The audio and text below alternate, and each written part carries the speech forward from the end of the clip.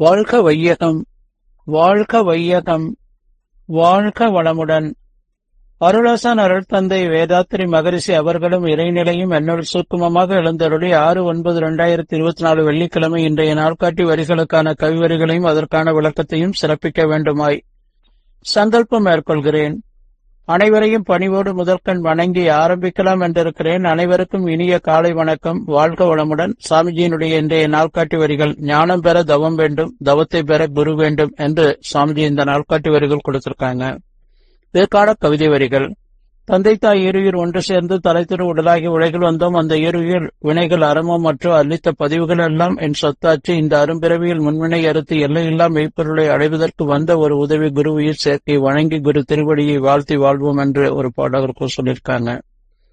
இன்னொரு கவிதையில வித்து நிலம் உரம் தண்ணீர் காவல்கேற்ப விளைவு தரும், அதுபோல் உனக்கு ஆசான் அத்துவித தத்துவ வித்தறிவு விட்டால் அவை ஒழுக்கம் என்ற உரம் அறிவை ஒன்றி நித்ததவம் ஆராய்ச்சி என்னும் தண்ணீர் நீ சலனமுற்று அனுகுணங்களாக வித்தை என்னும் காவல் இவை அனைத்தும் வேண்டும், விளைவாக நீழையும் கனியே ஞானம் என்று சொல்றாங்க. மகான் திருமூரர் சொல்லும் போது, தெய்வ அறிவே திருந்திய அறிவாம், உய்யும் நல்வழி உள்ளுணர் தவமே, செய்யும் வினைகளை சீர் செய்திட ஐயமில்லை அரும்பிறவி தொடர் என்று சொல்றார். தெய்வப்புலவர் திருவள்ளுவர் சொல்லும் போது, தவம் செய்வார் தம் கர்மம் செய்வார், மற்ற அல்லால் அவம் செய்வார் ஆசையில் பட்டு என்று சொல்றாங்க.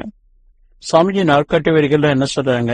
ஞானம் பெற தவம் வேண்டும், தவத்தை பெற குரு வேண்டும்.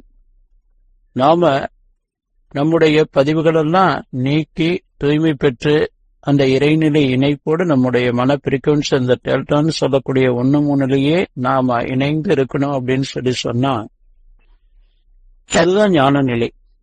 அது எதுல சாத்தியமாகும் என்று சொன்னா, படிப்படியா மனவளக்கலையில கொடுக்கப்பட்டிருக்கிற அந்த தியானங்கள் எல்லாம் கற்றுக்கொண்டு அந்த பிரம்மத்தை உணர்ந்த அந்த பிரம்மஞான நிலையில நாம நம்மை உயர்த்தி கொள்ளும் பொழுது அந்த நிலையிலே நாம இறைநிலையோடு இரண்டர கலந்து கரைந்து உறைந்து நாம் அந்த நிலையிலே இருந்து வாழக்கூடிய அந்த ஒரு நிலைதான் ஞான நிலை.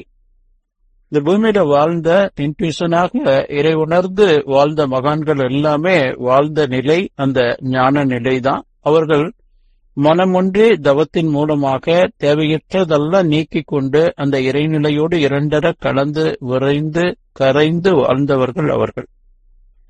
அந்த ஞான நிலை பெறணும்னா தவத்தை பெற குரு வேண்டும்.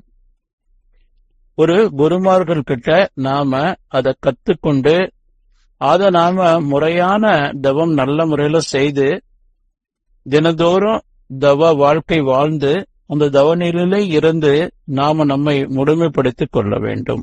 அப்பதான் ஞானம் பெற முடியும். முற்காலத்துல இருந்த தவமுறைகள் என்று சொன்னா, சுவாசத்தின் மூலமாக மூலாதாரத்துல உள்ள எனர்ஜிய அப்படியே அங்கேயே கவனித்து மூலாதாரம், சுவாதிஷ்டானம், மணிப்பூரகம், அநாகதம், விசுத்தி, ஆக்னே, துரியத்திலிருந்து அப்படியே விரிந்து அந்த இறைநிலையோடு இரண்டர கலந்து நின்று செய்யக்கூடிய அந்த ஒரு முறை.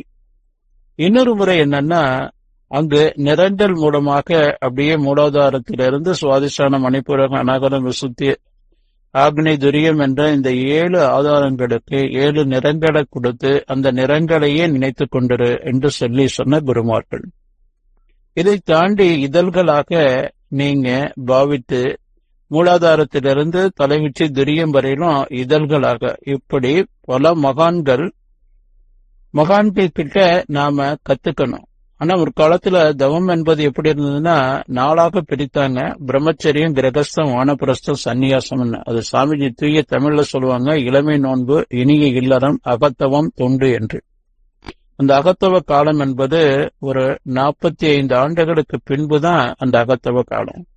அதற்குள்ள எல்லாம் முறையா இளமை நோன்பு என்னென்ன நம்ம கத்துக்கணுமோ அத்தனையும் கத்துக்கிறோம். இனிய இல்லறம், குடும்பஸ்தராக வாழ்றது ஒரு 20-22 ஆண்டுகள். ஒரு 45 ஆண்டுகளுக்கு மேல இத போன்ற தியானங்களை கத்துக்கொண்டு கடுமையான தியானம் செய்து அதில் முழுமை பெற்று அதன் பிறகு இந்த வாழ்க்கையில இல்லாம அவங்க பிரம்மச்சரிய வாழ்க்கை வாழ்ந்து எல்லாருக்கும் நன்மை செய்யறது என்ற முறை முற்காலத்துல இருந்தது. அது தொண்டு வந்த அந்த பழக்கம். ஆனா சுவாமி அதற்கு எளிய முறையிலான குண்டலினி யோகத்தை ஆண்கள் பெண்கள் இருவரும் இந்த மாதிரி கடுமையான தவமுறைகள் ஆண்களுக்கு ஓரளவு ஒத்து வரும். பெண்களுக்கு அது ஒத்தே வராது. இப்ப நாம இதை ஏன் முறைப்படுத்தணும் என்று சொன்னா, இப்ப எண்ணற்ற காடுகள் இருக்கு, பல 100 ஏக்கர் அது உராய்வு ஏற்பட்டு பத்தி எரியுது. அதே நாம் அமைக்கக்கூடிய வீட்டு தோட்டம் என்பது சிறப்பாக தோட்டங்களை அமைத்து ஒரு படி தூவி 100 களை அடிக்கிறோம். நான் இதை ஏன் இங்கு சொல்ல வரேன் அப்படின்னா, நாம தவ வாழ்க்கையாக மாற்றிக்கொண்டு தவம் மௌனம் தற்சோதனை என்ற அளவுல வாழும்போது நாம இறையத்து தன்மைக்கு நம்ம மாறி வாழலாம். அந்த நிலையை உணராம அந்த நிலையை கடைபிடிக்காம வாடும்போது காடுகள்ல எப்படி உராய்வு ஏற்பட்டு பத்தி எரியுதோ அதுபோல நம்முடைய வாழ்க்கை உணர்ச்சி நிலை வாழ்க்கையாக மாறிடும். இதை உணர்ந்து சாமி சொன்ன மாதிரி ஞானம் பெற தவம் வேண்டும், தவத்தை பெற குரு வேண்டும் என்று சொன்ன இந்த 2 வரிகளை மனதில் நிறுத்தி நம் குரு காட்டிய வழியில தவத்தை எல்லாம் கற்றுக்கொண்டு தவ நிலையில வாழ பழகிக்கொண்டு வாழ்வதுதான் சிறப்பு என்று சொல்லி நிறைவு செய்து கொள்றேன்னு நன்றியோடு. வாழ்க வளமுடன், வாழ்க வளமுடன், வாழ்க வளமுடன்.